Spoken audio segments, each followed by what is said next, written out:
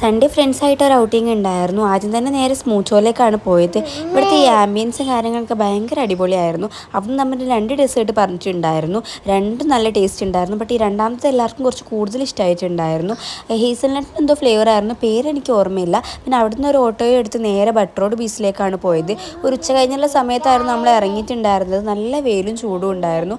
ആദ്യം തന്നെ ഈ ഒരു നീര് സോഡ കുടിച്ചു, പിന്നെ ഒരു ഐശ്വര്യം വാങ്ങി കുടിച്ചിട്ടുണ്ടായിരുന്നു. പിന്നെ അവിടെ കുറച്ച് നേരം കഥയൊക്കെ പറഞ്ഞ് കുറച്ച് ഗിഫ്റ്റ് എക്സ്ചേഞ്ചും കാര്യങ്ങളൊക്കെ ഉണ്ടായിരുന്നു. എല്ലാവരും ഗിഫ്റ്റ്സ് ഒക്കെ കൊണ്ടുവന്നിട്ടുണ്ടായിരുന്നു. പിന്നെ ഈ ഒരു കോളിഫ്ലവറും കഴിച്ച് നമ്മൾ നേരെ നെഹദിയിലേക്ക് പോയി.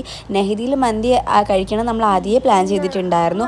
അവിടെ നമ്മൾ ഈ നോർമൽ ചിക്കൻ മന്തിയാണ് പറഞ്ഞിട്ടുണ്ടായിരുന്നത്.